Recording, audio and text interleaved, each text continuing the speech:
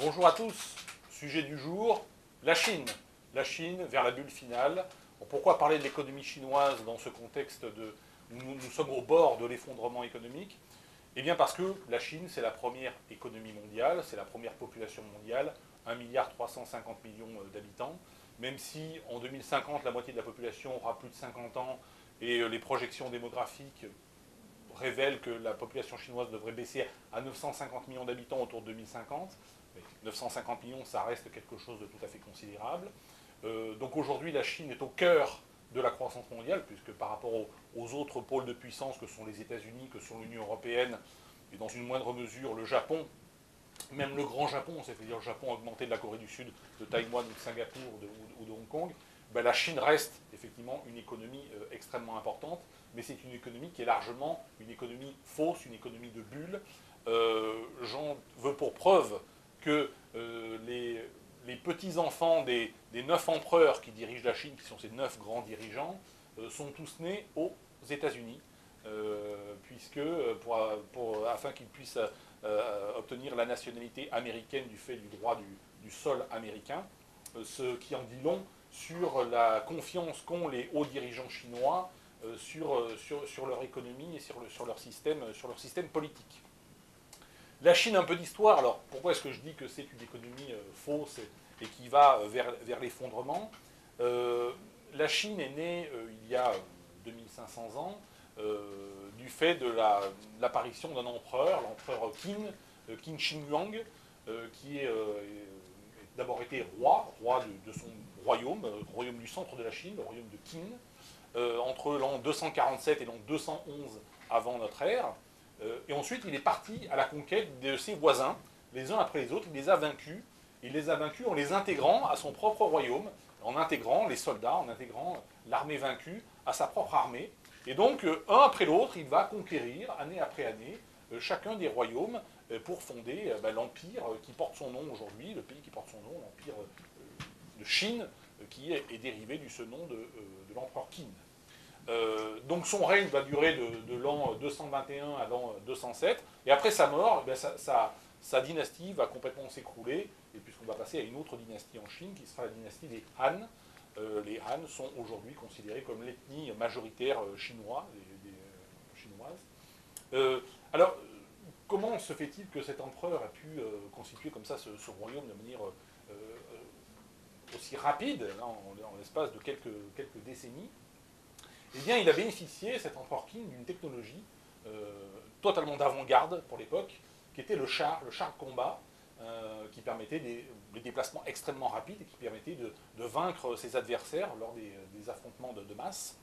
Une chose très intéressante, c'est ce char, eh bien, c'est une technologie qui provient d'Occident, puisqu'il est apparu 500 ans plus tôt en Ukraine, dans le sud de l'Ukraine plus exactement. C'est exactement la même technologie. Alors comment cet empereur a-t-il pu avoir connaissance de cette technique occidentale, cette technologie occidentale à l'époque?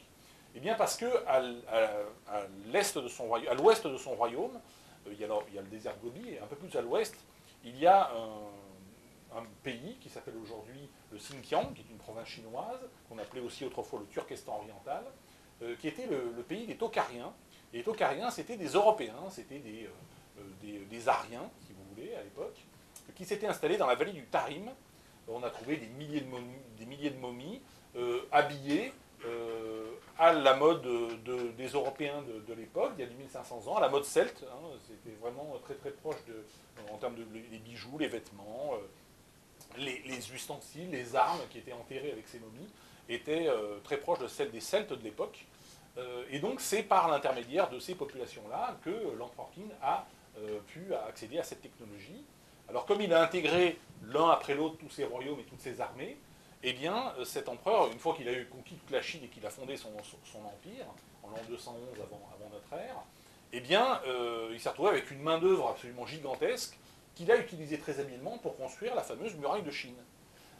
Voilà l'origine de la légendaire muraille. Et comme ça ne suffisait pas, parce qu'il lui restait encore beaucoup de main-d'œuvre, il s'est fait construire également cet immense mausolée où l'on compte des milliers de soldats, 8000 soldats de terre cuite ont été extraits du sol, mais il y en a certainement beaucoup plus. Il s'est fait construire un immense tumulus, une sorte de pyramide enterrée, grâce à cette immense main-d'œuvre.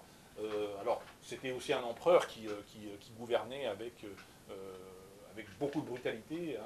On tranchait facilement les têtes lorsque les personnels n'obéissaient pas aux ordres ou n'étaient pas suffisamment âpres au combat.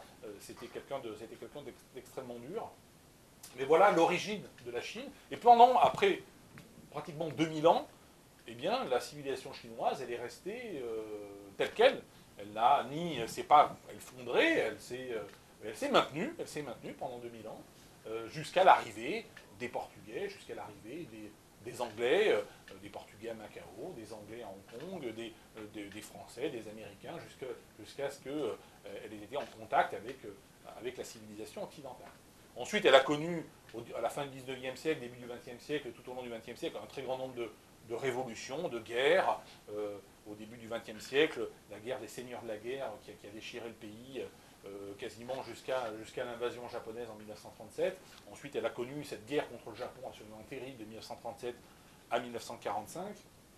Et puis après, en 1949, eh bien, Mao Tse-tung arrive au pouvoir. Et là, il va lancer un certain nombre de politiques, notamment le grand bond en avant, puis la révolution culturelle, qui vont complètement ruiner et complètement dévaster la Chine.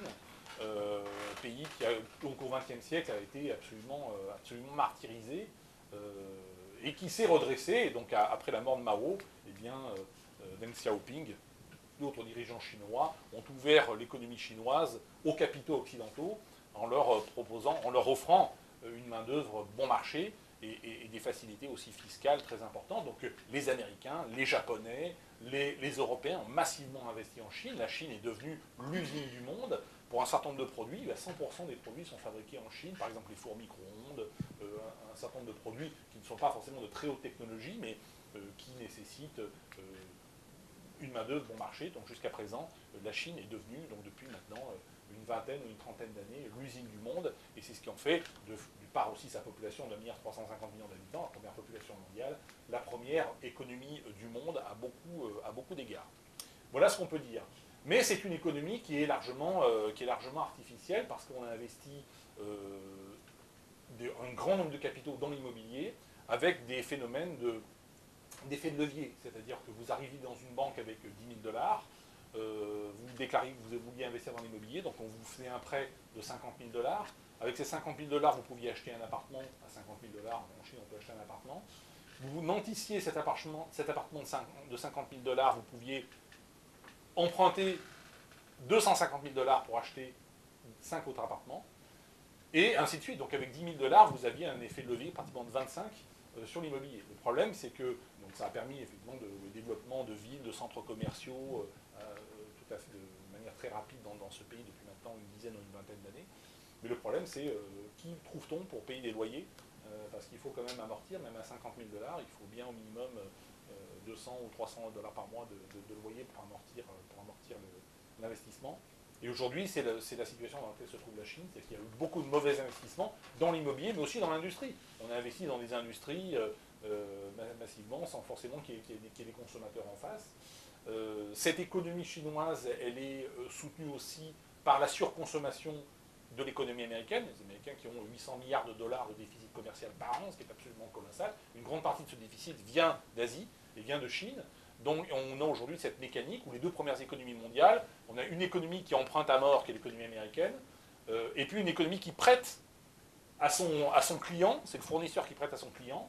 Alors c'est une situation idyllique à court terme, sauf qu'à long terme, eh bien, comment les Américains vont-ils rembourser leurs dettes? Ils ne rembourseront pas.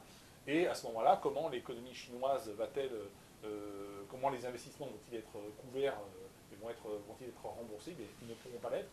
Donc on est aujourd'hui au bord de cet effondrement, puisque depuis 2008, on a ajouté plus de 110 000 milliards de dollars de dettes au niveau mondial pour maintenir la croissance mondiale. Et on voit très bien qu'au bout de 10 ans, eh bien, la croissance mondiale elle est très faible. Elle est faible aux États-Unis, elle est faible en Chine, elle ralentit au Japon, elle est très faible en Europe. Et donc on n'a pas réellement relancé l'économie. Et maintenant, il va falloir rembourser les dettes. Donc on a une économie chinoise qui est largement fake, qui va s'écrouler. Et malheureusement, la Chine, on a tendance à dire il y a eu une bulle immobilière, bon, elle va s'effacer. Dans les années 80, le Japon aussi a connu une bulle immobilière. et donc un certain nombre de sociétés immobilières ont fait faillite au Japon, et puis l'économie, elle n'a pas complètement disparu, et le Japon, bon, il a une croissance zéro depuis 20 ans, mais c'est pas si catastrophique que ça. En réalité, le problème de la Chine, c'est que c'est un pays communiste, c'est un pays où les entreprises qui sont hyper déficitaires, et je rappelle que 40% de la population travaille dans des entreprises d'État qui sont ultra déficitaires, sont fonctionnaires ou travaillent dans des entreprises d'État, et les entreprises bénéficiaires sont solidaires de ces entreprises déficitaires. Donc le jour où l'économie s'écroule, c'est toute l'économie qui s'écroule, c'est pas seulement le secteur de l'immobilier. Il ne faut pas voir la Chine comme un grand Japon, mais il faut la voir comme un grand Venezuela. C'est-à-dire comme un pays communiste, comme une dictature, qui exploite le peuple et qui n'hésitera pas à l'écraser si besoin est. Jusqu'à ce que le régime tombe définitivement, parce que c'est ce qui arrivera aussi au Venezuela, tôt ou tard, les régimes abjects, on l'a souvent dit ici, finissent tous par s'effondrer les uns à un moment ou à un autre, et d'une façon ou d'une autre. Mais pour l'instant, la Chine doit être vue comme un hyper-Venezuela, un Venezuela puissance 20 ou puissance 50, et donc il ne fait certainement pas bon miser sur l'économie chinoise. Voilà ce qu'on peut dire aujourd'hui, et donc l'économie chinoise va participer lors de son effondrement, et peut-être que l'éclatement de la bulle mondiale viendra de cette économie chinoise. L'épingle qui fera éclater la bulle peut venir d'Italie, peut venir de France, peut venir des États-Unis, elle peut venir de l'Iran, ou de l'Arabie Saoudite, ou de la Russie, ou d'ailleurs. Mais, en tout cas, elle peut venir aussi de Chine, et le jour où la Chine toussera, eh bien le monde certainement s'enrhumera. Avez-vous des questions sur la Chine ? Commandant, vous dites que la Chine est la première puissance économique, mais vous ne dites pas que c'est une superpuissance militaire et voire spatiale. C'est une superpuissance militaire et spatiale, c'est vrai, mais d'une part, superpuissance militaire et spatiale, ça veut dire qu'elle consacre d'énormes capitaux et d'énormes ressources naturelles à développer cette puissance militaire et spatiale. Dans quel but? Alors c'est que la Chine se voit comme la Russie, comme un pays qui a été éternellement agressé, et c'est que la Chine n'a jamais été un pays agresseur, donc c'est un pays qui partage ceci avec la Russie, d'être un peu parano par rapport aux agresseurs, mais l'histoire du XXe siècle a montré qu'elle a souvent été agressée, qu'elle a été terriblement éprouvée par les guerres, donc elle investit beaucoup dans l'armée. Mais ça veut dire aussi que si on dépense dans l'armée, ça veut dire qu'on prélève aussi sur les forces économiques du pays, sur les entreprises, et donc on ralentit l'économie. Et puis je rappelle qu'il y a une autre puissance qui était une puissance militaire et spatiale extraordinaire qui était l'URSS, et on a vu ce qui est arrivé à l'URSS. Donc c'est pas forcément un signe de puissance de dire je multiplie les sous-marins, les chars et les avions de combat. D'autres questions? Oui, ben justement, pour parler par rapport à l'URSS, la Chine n'est pas l'URSS et elle ne peut pas éclater. Alors la Chine n'est pas l'URSS, oui et non. C'est vrai que ce n'est pas une union de républiques socialistes soviétiques qui était pas réellement indépendante, mais c'est quand même une union de provinces. Il y a quand même des provinces chinoises, et dont certaines ne sont pas peuplées de la majorité Han, des Chinois ethniques. Notamment, je pense au Xinjiang, qui aujourd'hui est peuplé de populations de type turcophone en réalité, musulmane, le Xinjiang. Voilà une province qui pourrait se détacher éventuellement. On pense aussi au Tibet. Alors aujourd'hui, 80% de la population du Tibet est composée de Han, c'est-à-dire de Chinois ethniques, parce que le gouvernement central a envoyé des millions de fonctionnaires au Tibet. Mais demain, si le gouvernement central s'écroule, ces Han n'étant plus payés, peut-être qu'ils quitteront le Tibet et que le Tibet redeviendra indépendant. Vous avez d'autres pays, d'autres provinces comme la Mandchourie ou d'autres provinces qui peuvent demain se détacher. Donc c'est pas l'URSS, et ça se détachera peut-être pas aussi facilement que l'URSS, parce qu'il y a cette culture chinoise des Han de dire il faut quand même constituer un empire, il faut préserver au maximum cet empire-là.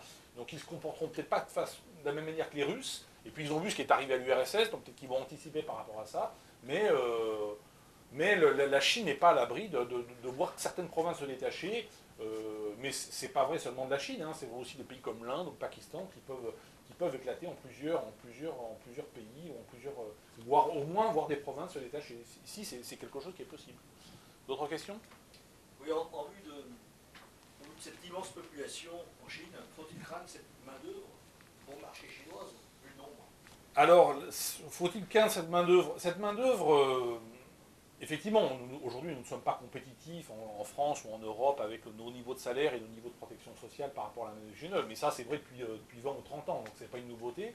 Et on a bénéficié quand même de cette main-d'œuvre chinoise, parce que quand on importe des produits qui, produits en Europe, coûteraient 2 fois, 3 fois ou 4 fois plus cher avec le coût de la main-d'œuvre en Europe, on importe du pouvoir d'achat. Acheter bon marché, c'est quand même du pouvoir d'achat. Donc ça, c'est une chose. Après, faut-il craindre cette main-d'œuvre? La main-d'œuvre chinoise, c'est une chose, mais de toute façon, la main-d'œuvre bon marché au niveau mondial, en Afrique ou en Asie, ou dans des pays comme le Vietnam, le Bangladesh, le Pakistan, des pays qui comptent des centaines de millions d'habitants, en tout cas pour le Pakistan, et plus de 150 millions d'habitants pour le Bangladesh, ou l'Inde qui compte plus d'1 milliard d'habitants et qui d'ici 2050 sera plus peuplée que la Chine. Bon, de toute façon, la main-d'œuvre bon marché, dans le monde, il y en a beaucoup. Donc aujourd'hui, je pense qu'on n'est pas au stade de dire je vais perdre mon emploi parce qu'un Chinois va travailler 30% moins cher ou 40% moins cher. C'est vrai, ça c'est vrai depuis maintenant une trentaine d'années. Donc je pense pas qu'on va pas maintenant subir un choc de compétitivité par rapport à la main-d'œuvre chinoise. D'autres questions? Entre la pollution et la chute de la natalité, quel est le plus grand danger? Oui, entre la pollution et la chute de la natalité, disons que l'effondrement économique qui va arriver de toute façon au niveau mondial et qui touchera la Chine de plein fouet, réduira de fait la pollution, parce qu'un certain nombre d'usines vont fermer. Donc la pollution aujourd'hui industrielle, elle est largement le fait de l'industrie, elle est le fait aussi des transports de cette immense population. C'est évident que l'effondrement économique ralentira même mécaniquement la pollution, ça c'est une chose.